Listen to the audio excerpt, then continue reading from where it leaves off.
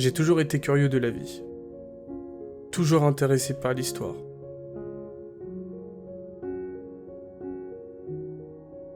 Pourtant, c'est assez tard dans ma vie que je m'intéresse aux lieux abandonnés.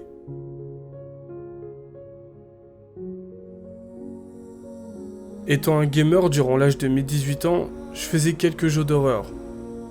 Puis l'inspiration de visiter des lieux abandonnés a commencé ici.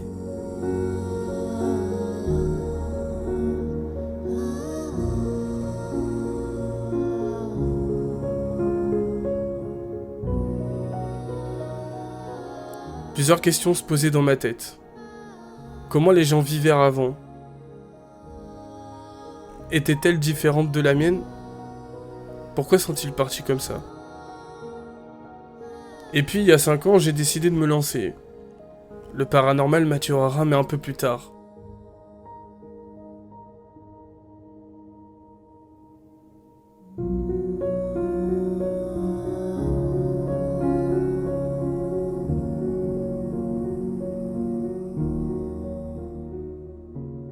On a commencé avec une bande de potes et avec mon frère à visiter des simples bâtiments. Certains rongés par le temps, d'autres figés avec mère nature. Puis on a commencé à faire un lieu plutôt connu dans notre région.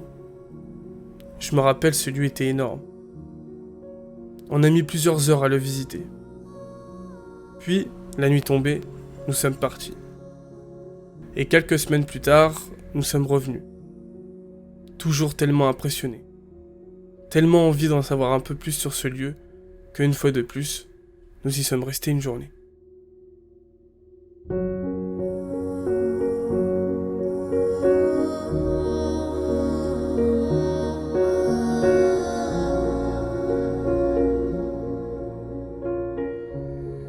On a décidé de visiter quelques coins proches de chez nous, afin de se faire notre propre chemin. Faire des lieux moins bien connus que les autres, mais qui ont d'autant plus une vraie histoire. Des lieux cachés, des lieux avec moins de notoriété, et donc plus facile d'y retrouver des choses. Et des fois, de retrouver plein de choses à l'intérieur. Des lieux bien moins abîmés, bien moins squattés. Une véritable mine d'or abandonnée dans un lieu voué à la destruction humaine ou naturelle. Certains lieux étaient complètement vidés. Aucune chance de retrouver quoi que ce soit à se mettre sous la dent et de retracer dans notre tête le passé, l'histoire de ce lieu. Et pourtant, dans ma vie d'urbexeur, j'ai visité des endroits connus. Des endroits où, quand je suis allé, je n'en croyais pas mes yeux. Des bâtiments neufs, propres et entretenus. Comme si des personnes comme moi voulaient garder ce lieu. De garder une dernière image d'un monument historique que nous n'avons pas connu, nous, les enfants de l'après-guerre.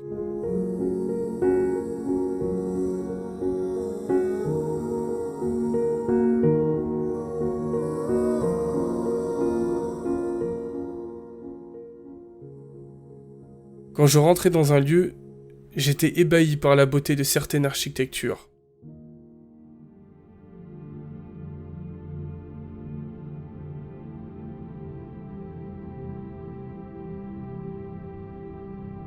Mais aussi certains lieux qui étaient encore debout et qui pourtant avaient un âge 100 fois plus que le mien.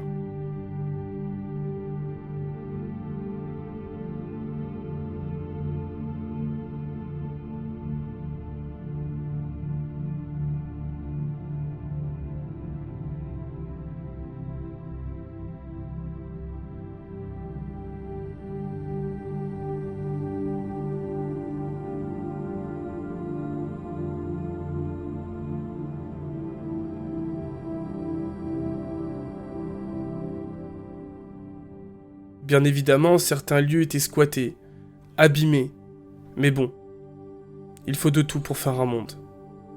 Et si mon appareil pouvait parler, il en aurait des choses à nous dire sur les nombreuses et différentes photos qu'il a pu prendre.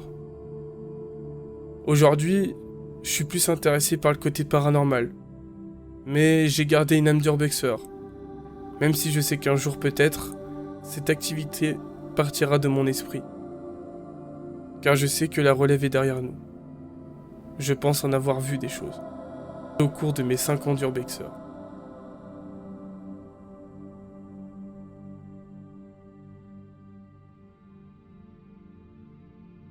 Et je ne dirai jamais non pour en y refaire de temps en temps, mais pas comme une activité régulière.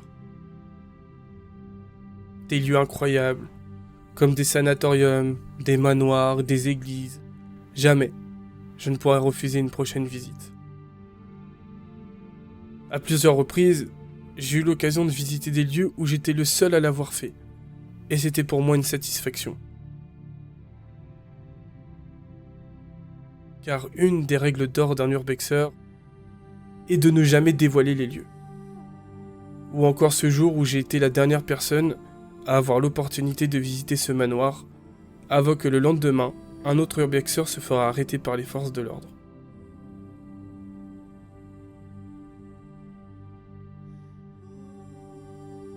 J'ai croisé d'innombrables graffitis sur les lieux que j'ai pu visiter.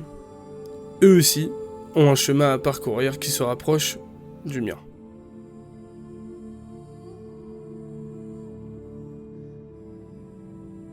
Puis ma soif de visiter des lieux abandonnés s'est étendue.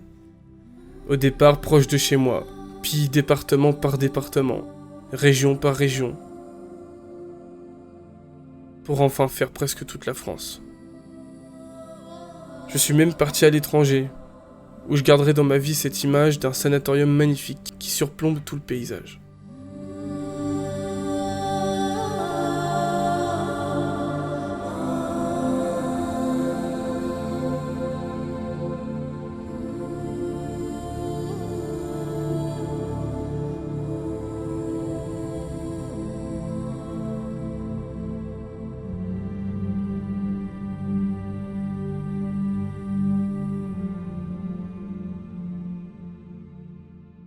Aujourd'hui, ceux et celles qui souhaitent partir en urbex, c'est votre choix. Mais faites attention. Il m'est moi-même arrivé de confronter la mort une fois, en traversant le plancher. Gardez en tête que c'est dangereux. Prenez toutes les précautions nécessaires avant de vous y rendre. Une fois que cela est fait, kiffez juste votre vie et imaginez-vous comment nos ancêtres ont vécu dans un monde où ils ne connaissent pas la technologie de maintenant.